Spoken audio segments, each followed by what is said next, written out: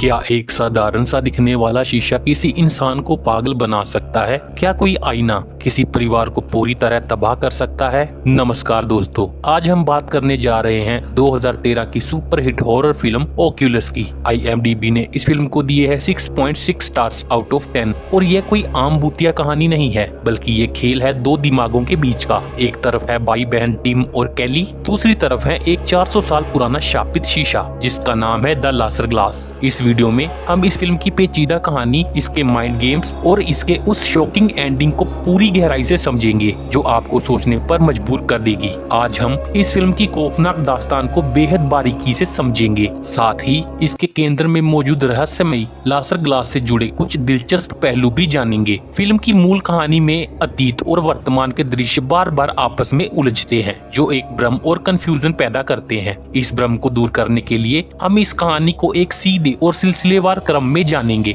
सबसे पहले हम आपको पास्ट की पूरी कहानी बता देंगे और बाद में प्रेजेंट की। तो चलिए अब बिना किसी देरी के हमारे चैनल को सब्सक्राइब कर लीजिए, क्योंकि अब हम शुरू करने वाले हैं इस फिल्म की कहानी को। कहानी की शुरुआत साल 2002 में होती है, जब एक सॉफ्टवेयर इंजीनियर एलन अपनी पत्नी मैरी और दो छोटे बच्चों 12 साल की कैली और 10 साल के टिम के साथ एक नए घर में शिफ्ट होता है। नया आशियाना सजाने के लिए एलन कई फर्नीचर खरीदता है, जिनमें से एक होता है एक प्राचीन और एंटीक शीशा, जिसे वह अपने होम ऑफिस में डेकोरेट करने के लिए लगा लेता है। लेकिन उस घर में कदम रखते ही हवा में एक अजीब सा भारीपन और बेचैनी घुलने लगती है। मैरी को अक्सर लगता है कि उसके शरीर के पुराने जख्म फिर से उभर रहे हैं। एक दिन उसे ऑफिस में एलन के साथ एक अनजान औरत दिखाई देती है, जो मानो उसे मसाज दे रही हो। अगली रात जब डिनर टेबल पर कैली अपने पिता से उस औरत के बारे में पूछती है, तो एलन साफ मुकर जाता है कि ऑफिस में कोई नहीं आया था। मैरी के मन में शक का पहला बीज पनप जाता है। अगली ही रात हम देखते हैं कि एलन अपनी उंगली का बैंडेज हटाने की कोशिश कर रहा है, लेकिन यहाँ यह साफ होने लगता है कि इस घर की हकीकत को कोई मोड़ रहा है। वह शीशा वास्तव में लोगों की आंखों के सामने भ्रम पैदा कर रहा था। यह शीशा उन्हें जो दिखा रहा था, असलियत उससे बिल्कुल अलग थी। चीजें अब और भी ज्यादा बेकाबू हो गई जब अगली सुबह उनका पालतू कुत्ता अचानक बहुत बीमार पड़ गया। इसी बीच एलन सुरक्षा का हवाला देकर घर में एक पिस्टल ले आता है। मैरी इस हथियार के सख्त खिलाफ थी, पर एलन पिस्टल को बिना लोड किए रखने की बात कहता है। बहस के बाद जब मैरी ऑफिस से जाने लगती है, तो एलन उसे एक बेहद घटिया और बदसूरत ताना मारता है। मैरी बुरी तरह आहत हो जाती है, पर एलन फिर मुकर जाता है कि उसने ऐसा कुछ नहीं कहा। मैरी जब ऑफिस के शीशे में देखती है, तो उसे अपनी ही परछाई विकृत और डरावनी नजर आती है। अगले दिन उनका पालतू कुत्ता अजीब हरकतें करने लगता है और बार बार ऑफिस के कमरे में घुसने की जिद करता है। तंग आकर मैरी उसे ऑफिस के अंदर बंद कर देती है, लेकिन जब एलन घर लौटता है और अपने ऑफिस का दरवाजा खोलता है, कुत्ता गायब मिलता है, मानो उस एंटीक शीशे ने ही उसे निगल लिया हो। अब एलन और मैरी के बीच झगड़े हर रोज का हिस्सा बन चुके थे। एलन दिन रात ऑफिस में बैठा शीशे को घूरता रहता और हवा में किसी से बातें करता रहता था। मैरी को पक्का यकीन हो चला था कि एलन का किसी औरत के साथ अफेयर चल रहा है, क्योंकि उसे अक्सर कमरे से फुसफुसाहट की आवाजें सुनाई देती थी। एक खौफनाक रात मैरी बदहवास हालत में अपने बच्चों टिम और कैली से पूछती है कि क्या उन्होंने भी ऑफिस में उस अनजान औरत को देखा था। जब बच्चे हाँ में जवाब देते हैं, तो मैरी का सब्र टूट जाता है। वह बदहवास होकर एलन के ऑफिस में घुसती है और कागजात खंगालने लगती है। वहाँ उसे कई पन्ने मिलते हैं, जिन पर एलन ने पागलों की तरह बार बार मैरी सोल नाम लिखा हुआ था। यह देखते ही मैरी अपना आपा खो देती है और कमरे की चीजें फेंकने लगती है। ठीक उसी पल उसकी नजर ऑफिस के उस शीशे पर पड़ती है। शीशे के अंदर उसकी अपनी परछाई बेहद शांत, चेहरे पर एक खौफनाक मुस्कान लिए हुए खड़ी थी। उस परछाई के शरीर पर घाव बिल्कुल ताजे और रिश्ते हुए दिख रहे थे। मैरी को महसूस होने लगता है कि उसका अपना शरीर सड़ रहा है और बेकार हो चुका है। वह खौफ से चीखती हुई बिना पलक झपकाए बस उस शीशे में अपनी उस डरावनी परछाई को देखती ही रह जाती है। और यहीं से यह रहस्यमय खेल एक भयावह मोड़ ले लेता है। एक खौफनाक और दिल दहला देने वाला मंजर तब शुरू होता है जब मासूम बच्चे टिम और कैली अनजाने में अपने घर के ऑफिस में दाखिल हुए। उन्होंने अपनी माँ मैरी को पुकारा, लेकिन पलटते ही मैरी का चेहरा किसी ममतामयी माँ का नहीं, बल्कि एक खूंखार साय का लग रहा था। किसी अदृश्य शैतानी ताकत के वश में होकर मैरी ने पलक झपकते ही टिम का गला दबोच लिया। सांसें घुटती देख किसी तरह अपनी जान बचाकर दोनों बच्चे ऊपर के कमरे की तरफ भागे और खुद को अंदर बंद कर लिया। मैरी पागलों की तरह दरवाजे को पीट रही थी। ठीक उसी वक्त एलन वहां पहुंचता है, पर मैरी उस पर भी भयानक हमला कर देती है, जैसे उसके शरीर पर किसी रूहानी ताकत का कब्जा हो चुका था। इस खौफनाक मोड़ के बाद एलन का बर्ताव भी बदलने लगा। उन्होंने अपनी ही पत्नी को एक जानवर की तरह ऊपर वाले कमरे में कैद कर दिया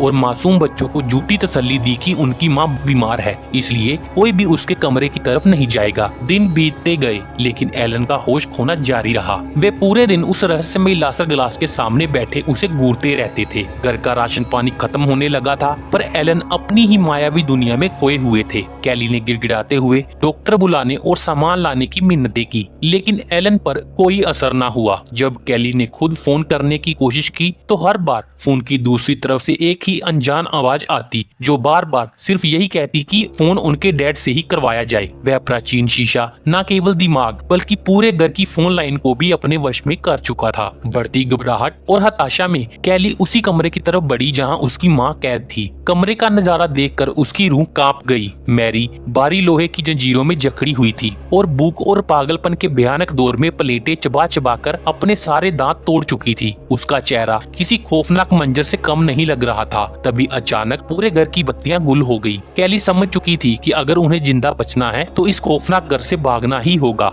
उधर टिम अपने पिता पर नजर रखे हुए था। उसने देखा कि एलन शीशे के सामने खड़े होकर ठंडे दिमाग से अपनी पिस्टल लोड कर रहे थे। टिम और कैली इस नतीजे पर पहुंचे कि इस पूरे कहर की जड़ वह शीशा ही है और दोनों उसे तोड़ने का फैसला करते हैं। लेकिन जैसे ही वे ऑफिस पहुंचे, मैरी सोल की खौफनाक रूह ने उन्हें डरा कर पीछे खदेड़ दिया। इसी बीच एलन ने अपनी सन की पत्नी को आजाद कर दिया और मैरी अपने ही बच्चों को चीरने के लिए उनकी तरफ झपटी। कैली ने तुरंत एक तरकीब सोची। वह पूरे घर में भागकर अपनी मां का ध्यान भटकाएगी ताकि टिम नीचे के रास्ते से बाहर निकल सके और फिर वह खुद अपस्टेयर की खिड़की से नीचे कूद जाएगी। योजना के मुताबिक कैली खिड़की से कूदकर बाहर सुरक्षित पहुंच गई, लेकिन किस्मत को तो कुछ और ही मंजूर था। टिम नीचे घर के अंदर ही फंसा रह गया। तभी सन्नाटे को चीरती हुई एक गोली की आवाज गूंजी। कैली अपने भाई को बचाने वापस खौफनाक अंधेरे में दाखिल हुई। टिम एक कोने में सिमटा हुआ था और मैरी कैली पर हावी होकर उसकी सांसें घोंटने लगी थी। पर ठीक उसी पल मैरी को कुछ पलों के लिए होश आया। उसे एहसास हुआ कि वह अपनी ही बच्ची की जान ले रही है। इससे पहले कि वह संभल पाती, एलन ने मौके पर पहुंचकर मैरी पर गोली चला दी और वह वहीं ढेर हो गई। दोनों बच्चे बदहवास होकर ऑफिस की तरफ भागे और गोल्फ स्टिक उठाकर शीशे को चकनाचूर करने की कोशिश करने लगे, लेकिन वह शीशा साधारण नहीं था। उसने अपनी सुरक्षा के लिए बच्चों के दिमाग में भ्रम पैदा कर दिया। वे शीशे पर वार करने की बजाय उसके अगल बगल हवा में गोल्फ स्टिक्स चलाते रहे। इसी बीच एलन वहां पहुंचे और उन्होंने कांपते हाथों से पिस्टल कैली पर तान दी। टिम ने झपट कर अपने पिता से पिस्टल छीन ली और उसे एलन पर तान दिया। टिम एलन पर गोली नहीं चलाना चाहता था, लेकिन एलन ने खुद टिम के हाथ का इस्तेमाल कर खुद को ही गोली मरवा दी। गोली के जोरदार झटके से एलन का शरीर पीछे गिरा और शीशे से जा टकराया, जिससे उस रहस्यमय शीशे के निचले हिस्से में एक मामूली सी दरार आ गई। कुछ ही देर में पुलिस की गाड़ियां सायरन बजाती हुई वहां आ पहुंची। उन्होंने अपने पिता के कत्ल के जुर्म में कैली को फोस्टर होम और टिम को मेंटल हॉस्पिटल भेज दिया। पुलिस की गाड़ी में बैठते वक्त टिम ने खौफ से खिड़की के बाहर देखा। घर के अंदर उसकी मां और पिता की आत्माएं उस शीशे के पास शांत खड़ी थी। जाते जाते दोनों बच्चों ने एक दूसरे से वादा किया कि वे एक दिन वापस आकर इस शैतानी शीशे का वजूद मिटा देंगे। इससे ठीक 11 साल बाद काफी समय बीत चुका था। टिम इतने सालों बाद मेंटल हॉस्पिटल से पूरी तरह ठीक होकर रिहा होने वाला था। कैली उसे लेने पहुंची। इन सालों में कैली काफी आगे बढ़ चुकी थी। उसकी सगाई माइकल नाम के एक शख्स से हो चुकी थी। माइकल के साथ एक नीलामी में जाते हुए कैली की नजर उसी एंटीक लासर ग्लास पर पड़ी। कैली पिछले कई सालों से इस शीशे की हर मूवमेंट पर नजर रख रही थी और उसने इस पर गहरा शोध किया था ताकि अपने भाई के साथ मिलकर इसे हमेशा के लिए खत्म कर सके। हॉस्पिटल से बाहर आने के बाद जब कैली ने टिम के सामने शीशे को तोड़ने की बात रखी तो टिम असहज हो गया। इतने सालों के इलाज के बाद टिम अब यह मानने लगा था कि वह सब केवल उनका मानसिक वहम था, कोई सुपरनेचुरल ताकत नहीं थी। लेकिन कैली के सिर पर उस शीशे को खत्म करने का भूत सवार था। नीलामी की आड़ में मेंटेनेंस का बहाना बनाकर कैली उस शीशे को एक दिन के लिए अपने बचपन के उसी पुराने वीरान घर में ले आई थी। जब टिम उस घर में पहुंचा तो पुरानी खौफनाक यादें उसके जहन में कौंध गई। कैली कैली ने उस कमरे को किसी किले की तरह तैयार किया हुआ था। हर कोने में हाई टेक कैमरे लगाए थे ताकि हर पल की गतिविधि रिकॉर्ड हो सके। टेम्परेचर मापने वाले डिजिटल सेंसर लगाए गए थे जो रूम का टेम्परेचर बढ़ते ही अलर्ट भेज दे। सबसे खतरनाक सुरक्षा कवच था एक डेथ एंकर, एक भारी भरकम ब्लेड नुमा कुल्हाड़ी जिसे हर 30 मिनट में रीसेट करना जरूरी था। अगर इसे रीसेट ना किया जाए तो टाइमर खत्म होते ही इसका स्विच अपने आप ट्रिगर हो जाएगा और वह भारी एंकर सीधा सामने की दीवार पर गिरेगा जहां लेजर ग्लास टंगा हुआ था। कैली ने यह इंतजाम इसलिए किया था ताकि अगर वह शीशा उन दोनों की जान भी ले ले या उन्हें अपने वश में कर ले तो भी वह एंकर खुद ब खुद उस शीशे के टुकड़े टुकड़े कर दे। इतना ही नहीं, कैली ने अपने मंगेतर को हर घंटे कॉल करने को कहा था ताकि वे सुरक्षित रहें। खुद को हाइड्रेट रखने के लिए खाना पानी और शीशे की अदृश्य भूख को शांत करने के लिए एक कुत्ता और ढेर सारे पौधे भी कमरे में रखे गए थे। कैली का मकसद इस शीशे की सच्चाई कैमरे में कैद कर पूरी दुनिया के सामने इसे एक सुपरनेचुरल ताकत साबित करना था। सब कुछ सेट करने के बाद कैली ने कमरे के सामने आकर लेजर ग्लास की उस खौफनाक तारीखों और इतिहास को बोलना शुरू किया जो उसने सालों की मेहनत से खोजा था। लेजर ग्लास का पहला लिखित दस्तावेज साल 1754 का है। उस वक्त इसके मालिक फिलिप लासर हुआ करते थे जिनके नाम पर इस शीशे का नाम द लेजर ग्लास पड़ा। फिलिप ने इस नकाशीदार शीशे को अपने घर के फायरप्लेस के ठीक ऊपर सजाया था, लेकिन कुछ ही दिनों के भीतर फिलिप की पूरी तरह जली हुई लाश उसी फायरप्लेस के बेसमेंट में पाई गई। घर के नौकरों का दावा था कि फिलिप की मौत के बाद भी उन्होंने कई बार उसकी रूह को उसी शीशे के अंदर कैद तड़पते हुए देखा। उस जमाने में यह खबर इस कदर फैली कि फिलिप की मौत के बाद चर्च ने बाकायदा इस मामले की जांच बिठाई थी। इसके बाद साल 1758 में इस खौफनाक शीशे को एक सार्वजनिक नीलामी में नीलाम कर दिया गया। 1864 में इसका अगला मालिक बना रॉबर्ट क्लेंसी, 136 किलो का एक भारी भरकम इंसान। लेकिन इस शीशे को अपने घर लाते ही रॉबर्ट की काया तेजी से ढलने लगी। वह देखते ही देखते हड्डियों का ढांचा बन गया और बेतहाशा वजन घटने के महज कुछ ही हफ्तों में उसकी दर्दनाक मौत हो गई। इस हादसे के बाद क्लेंसी का घर और सामान पूरी तरह तितर बितर कर दिया गया और इस आपादापी में यह रहस्यमय शीशा कहीं गुम हो गया। शीशे का अगला सुराग मिला 1904 में जब यह मैरी ओकॉनर नाम की एक महिला के पास पहुंचा। मैरी ने इसे अपने बाथरूम में सजाया और ठीक 2 हफ्तों बाद उसी बाथरूम में उसकी रहस्यमय लाश पाई गई। खौफ का यह सिलसिला यही नहीं रुका। 1943 में एलिस कार्ड नाम की एक औरत ने इसे अपने फार्म हाउस के चिल्ड्रंस नर्सरी में टांग दिया। उस शीशे के प्रभाव में आकर एलिस ने अपने ही दोनों मासूम बच्चों को पानी में डुबोकर मार डाला और वह भी इस भ्रम में कि मानो वह उन्हें प्यार से बिस्तर पर सुला रही हो। इतना ही नहीं, उसने हथौड़े से वार कर करके अपने ही शरीर की कई हड्डियां चकनाचूर कर डाली और उसी दौरान उसका ऑस्ट्रेलियन शेफर्ड कुत्ता भी हवा में गायब हो गया। फिर 1955 में टोबिन कैप नामक व्यक्ति इसका शिकार बना जो भूख से तड़प तड़प कर मर गया और उसका डेल्मेशियन कुत्ता भी रहस्यमय तरीके से लापता हो गया। 1965 में यह मिरर हिल ट्रस्ट बैंक की लॉबी में टंगा दिखा जहां काम करने वाली मारिया नाम की कर्मचारी ने अपने ही मैनेजर को तिजोरी में बंद कर दिया और नंगी बिजली की तारों को मुंह में दबाकर अपनी जान दे दी। उस बैंक के सारे हरे भरे पौधे भी रातों रात सूखकर काले पड़ गए थे। 1971 में ओलिवर जेफरीज नाम के एक शिक्षक ने इस शीशे का वजूद मिटाने के लिए इस पर हमला करने की कोशिश की, लेकिन चश्मदीद छात्रों के मुताबिक वह शीशे को ताकते ताकते अचानक रुक गए, चुपचाप बाहर निकले और खुद चलकर तेज रफ्तार ट्रैफिक के सामने कूद गए। ओलिवर की क्लास के भी सारे पौधे मुरझा चुके थे। इसके बाद 1975 में मैरी सोल नाम की एक गर्भवती महिला इसका शिकार बनी। कमरे में शीशा टांगते ही उसका भयानक मिसकैरेज हुआ और उसकी मौत हो गई। मरने से ठीक पहले उसने प्लायर से अपने ही सारे दांत एक एक करके उखाड़ फेंके थे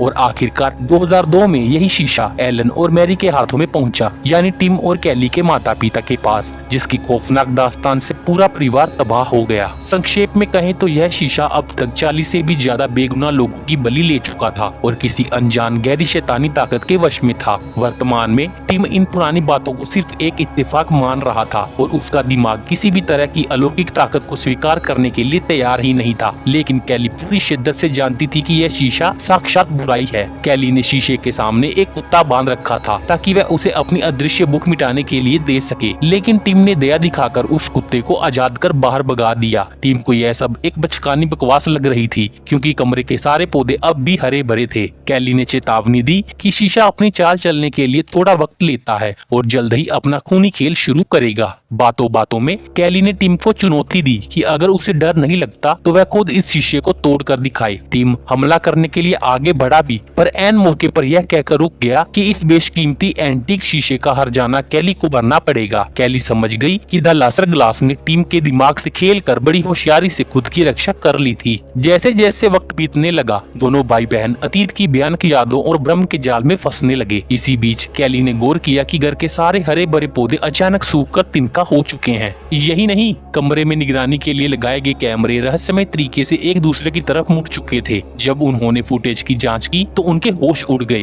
वे दोनों खुद ही कैमरों की दिशा बदलते हुए दिख रहे थे, जबकि उन्हें ऐसी किसी बात की सुध तक नहीं थी। अब टिम का दिमाग भी हिल चुका था। उसे पहली बार एहसास हुआ कि यह शीशा वाकई जिंदा शैतान है, जो इंसानी दिमाग की हकीकत को बदल कर उनसे कुछ भी करवा सकता है। दहशत से कांपता हुआ टिम मदद के लिए घर से बाहर गया और डॉक्टर को कॉल करने की कोशिश करने लगा, पर अगले ही पल भ्रम का पर्दा हटा। वह वास्तव में कभी घर से बाहर गया ही नहीं था। वह घर के अंदर ही बैठकर एक मरे हुए बेजान फोन से बात करने का नाटक कर रहा था। उधर कैली को भी अपने मंगेतर का कॉल आया, लेकिन वह तय नहीं कर पा रही थी कि यह वाकई उसके मंगेतर की आवाज है या शीशे का रचा हुआ कोई नया मायाजाल। एक सिहरन पैदा करने वाले दृश्य में कैली बड़े मजे से एक सेब खा रही थी, पर अगले ही पल उसे लगा कि उसने सेब की जगह एक कांच का बल्ब चबा लिया है। उसका पूरा मुंह फूंक से लथपथ हो गया है, पर जैसे ही शीशे का जादू हटा, उसने देखा कि वह सचमुच केवल सेब ही खा रही थी। वह शीशा किसी के भी दिमाग की डोर पकड़कर वास्तविकता को इस कदर मरोड़ सकता था कि इंसान अपनी ही आंखों पर भरोसा करना छोड़ दे और पूरी तरह उस शैतानी ताकत का गुलाम बन जाए।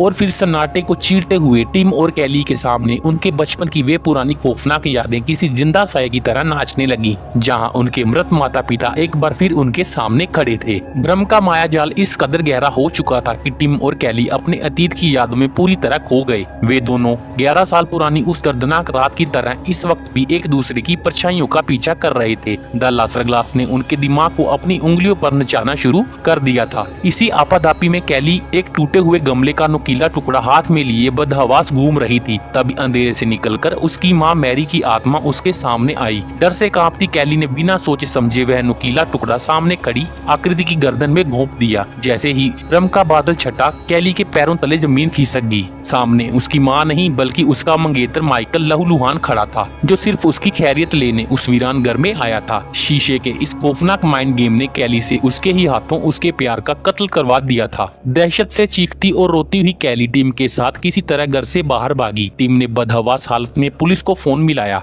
लेकिन इस बार भी उसे यकीन नहीं था कि कॉल सचमुच पुलिस तक पहुंची भी है या नहीं। तभी एक अजीब सा वाकया हुआ। घर के बाहर खड़े टीम और कैली ने खिड़की से देखा कि वे दोनों अभी भी घर के अंदर उस शीशे के सामने ही खड़े थे। वास्तविकता और छलावे के बीच का अंतर पूरी तरह मिट चुका था। वे समझ ही नहीं पा रहे थे कि वे असल में उस घर के अंदर है या बाहर। हताश होकर टीम ने फिर से 911 डायल किया, पर इस बार फोन पर वही पुरानी भयानक आवाज गूंजी जो उसने बचपन में सुनी थी, जो हमेशा कहती थी कि अपने पिता से बात करवाओ। टीम समझ गया कि यह कॉल भी शीशे ने भटका दी है। दोनों वापस घर के अंदर दाखिल हुए, जहां मैरी सोल का खौफनाक साया एलन की आवाज में बातें कर रहा था। चीख पुकार और बदहवासी के बीच चीजें ठीक वैसे ही दोहराई जाने लगी जैसे 11 साल पहले हुई थी। भागते भागते टिम खुद को उसी कमरे में अकेले पाता है जहां लासर ग्लास रखा था। उधर कैली को शीशे के अंदर अपनी माँ का चेहरा दिखा और वह सम्मोहित होकर उस शीशे की ओर बढ़ने लगी। असल में दोनों उसी कमरे में थे, लेकिन टिम को लगा कि वह अकेला है और शीशा सामने ही है। इस खौफनाक गलतफहमी में टिम ने तुरंत डेथ एंकर के टाइमर को 0 कर दिया ताकि वह बारीक ब्लेड शीशे को चकनाचूर कर दे। लेकिन जैसे ही वह भारी भरकम ब्लेड नीचे गिरा, वह सीधा शीशे के सामने खड़ी कैली की गर्दन में जा दसा। कैली वही ढेर हो गई। शीशा बाल बाल बच गया, बिल्कुल बेदाग। जब तक टिम को अपनी भूल का एहसास हुआ, बहुत देर हो चुकी थी। शीशे के रचे मायाजाल ने टिम के हाथों उसकी बहन की बलि ले ली थी। ठीक उसी समय पुलिस सायरन बजाते हुए आ जाती है। कमरे में लगे हाईटेक कैमरों की फुटेज देखकर पुलिस को यही लगा कि टिम ने जानबूझकर अपनी बहन की हत्या की है। विडंबना यह थी कि पुलिस टिम के उसी पहले कॉल पर आई थी जो वास्तव में कनेक्ट हो गया था। फिल्म का आखिरी मंजर दिल दहला देने वाला है। टिम को 11 साल पहले की तरह एक बार फिर हथकड़ी पहनाकर पुलिस कार में बिठाया जा रहा था। वह चीख चीख कर कह रहा था कि यह सब उस शैतानी शीशे ने किया है, लेकिन कोई उसकी सुनने वाला नहीं था। कार की खिड़की से टिम ने पीछे मुड़कर देखा तो उस मनहूस घर की खिड़की पर उसके माता पिता के साथ साथ अब उसकी बहन कैली की आत्मा भी शांत खड़ी उसे ताक रही थी। और यह फिल्म यहीं पर खत्म हो जाती है। तो दोस्तों, अगर इस फिल्म की एंडिंग की बात करें तो मन में एक ही सवाल आता है कि आखिर सच्चाई क्या है। ऑक्यूलस मूवी की इस उलझी हुई कहानी को लेकर अक्सर दर्शक काफी कंफ्यूज रहते हैं। आइए इस फिल्म से जुड़ी दो मुख्य थ्योरीज पर नजर डालते हैं। पहली थ्योरी एक सुपरनेचुरल थ्योरी है। यह थ्योरी मानती है कि द लासर ग्लास वास्तव में अज्ञात, अलौकिक और शैतानी ताकत का ठिकाना है जो इंसानी दिमाग से खेलकर लोगों की बलि लेता है। यह शीशा जिन लोगों की जान लेता है उनकी रूहों को हमेशा के लिए अपने अंदर कैद कर लेता है और बाद में उन्हीं रूहों का इस्तेमाल अपने नए शिकार को डराने के लिए करता है। एलन और मैरी के साथ भी यही हुआ था। यह शीशा खुद की रक्षा करने में माहिर है और इसे तोड़ना लगभग नामुमकिन है। मैं पर्सनली इस थ्योरी पर विश्वास करता हूँ। दूसरी थ्योरी है साइकोलॉजिकल थ्योरी। इस थ्योरी के मुताबिक शीशे में कोई शैतानी ताकत नहीं थी, वह एक साधारण शीशा था। असली वजह टिम और कैली का मानसिक ट्रॉमा था। टिम के पिता एक साइकोपैथ थे जिन्होंने मैरी को प्रताड़ित करके मार डाला। मासूम बच्चों ने इस भयानक हादसे के सदमे से बचने के लिए मनगढ़ंत भूतिया कहानी गढ़ ली। 11 साल हॉस्पिटल में बिताने के बाद टिम तो नॉर्मल हो गया था, पर कैली अब भी उसके बचपन की बनाई कहानी पर यकीन कर रही थी। कैली के दावों ने टिम के दिमाग को फिर से बीमार कर दिया और अपने ही पिता के जीन्स होने के कारण टिम ने अनजाने में अपनी बहन की जान ले ली। तो दोस्तों, यह थी ओक्यूलस और उसके रहस्यमय शीशे की पूरी कहानी। क्या आपको लगता है कि टिम और कैली किसी और तरीके से उस लासर ग्लास को हरा सकते थे या फिर उसकी मायावी शक्तियों से बचना नामुमकिन ही था? अपनी राय नीचे कमेंट करके जरूर बताएं। अगर वीडियो पसंद आई हो तो इसे लाइक करें और ऐसी ही और भी हॉरर मूवी एक्सप्लेनेशंस के लिए चैनल को सब्सक्राइब करना ना भूलें। तो मिलते हैं आपसे नेक्स्ट वीडियो में। Thank you.